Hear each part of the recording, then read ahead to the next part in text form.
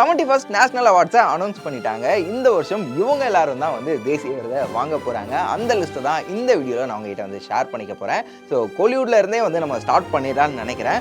சிறந்த தமிழ் படம் அப்படின்ற அந்த கேட்டகரியில் எந்த படம் ஜெயிச்சிருக்கு அப்படின்னு பார்க்கும்போது 2023ல ராம்குமார் பாலகிருஷ்ணன் இவங்களுடைய இயக்கத்தில் ஹரிஷ் கல்யாண், எம்எஸ் பாஸ்கர் இவங்களுடைய நடிப்பில் ரிலீஸ் ஆன பார்க்கிங் படத்துக்கு தான் சிறந்த தமிழ் படத்துக்கான தேசிய விருது வந்து கிடைச்சிருக்கு. இது கூடவே இன்னொரு சர்ப்ரைஸான விஷயம் என்னன்னா, படத்தில் நடித்த எம்எஸ் பாஸ்கர் அவர்களுக்கு சிறந்த துணை நடிகர் அப்படின்றதுக்கான தேசிய விருதுமே வந்து கிடைச்சிருக்கு. இது மட்டும் இல்லாமல் சிறந்த திரைக்கதைக்கான தேசிய விருதுமே பார்க்கிங் படத்துக்கு தான் வந்து கிடைச்சிருக்கு. ஆக மொத்தம் பார்க்கிங் படத்துக்கு 3 தேசிய விருது வந்து பார்த்தீங்கன்னா இப்போ கிடைச்சிருக்கு.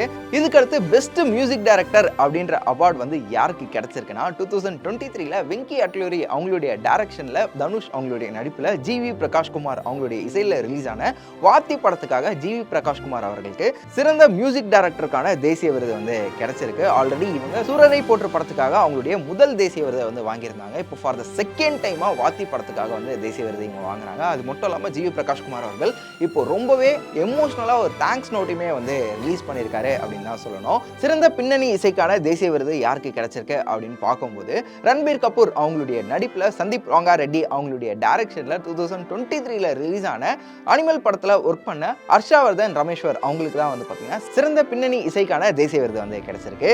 அப்படியே டோலிவுட் பக்கம் போனோம்னா சிறந்த தெலுங்கு படம் கேட்டகரியில தேசிய விருது எந்த படத்துக்கு கிடைச்சிருக்கு அப்படின்னு பார்க்கும்போது அனில் ரவிபுடி அவங்களுடைய இயக்கத்தில், பாலையா அவங்களுடைய நடிப்பில் 2023ல ரிலீஸ் ஆன பகவந்த் கேசரி படத்துக்கு தான் சிறந்த தெலுங்கு படத்துக்கான தேசிய விருது வந்து கிடைச்சிருக்கு. அப்படியே மோலிவுட் பக்கம் போனோம்னா அங்கே ஒரு மிகப்பெரிய பரபரப்பை ஏற்படுத்தின இந்த கேரளா ஸ்டோரி அப்படின்ற அந்த படத்துக்கு 2 தேசிய விருது வந்து கிடைச்சிருக்கு. அதாவது சிறந்த இயக்குனர் மற்றும் சிறந்த ஒளிப்பதிவாளர் அப்படின்னு சொல்லிட்டு 2 தேசிய விருது. அந்த படத்தோட டைரக்டரான சுதிப்தோ சென் அவர்களுக்கும் அந்த படத்தோட சினிமாட்டோகிராஃபரான பிரசாந்தனு மொகாப்த்ரா அப்படின்னு சொல்லிட்டு இவங்க 2 பேருக்குமே வந்து தேசிய விருது வந்து கிடைச்சிருக்கு. இது மட்டும் இல்லாமல் சிறந்த துணை நடிகைக்கான தேசிய விருது யாருக்கு கிடைச்சிருக்கு அப்படின்னு பார்க்கும்போது ஊர்வஷி மேம்க்கு தான் வந்து கிடைச்சிருக்கு. உள்ளொழுக்கு அப்படின்ற அந்த மலையாள படத்தில் நடிச்சதுக்காக அவங்களுக்கு சிறந்த துணை நடிகைக்கான தேசிய விருது வந்து கிடைச்சிருக்கு. இது மட்டும் இல்லாமல் சிறந்த மலையாள படத்திற்கான தேசிய விருதுமே உள்ளொழுக்கு படத்துக்கு தான் கிடைச்சிருக்கு.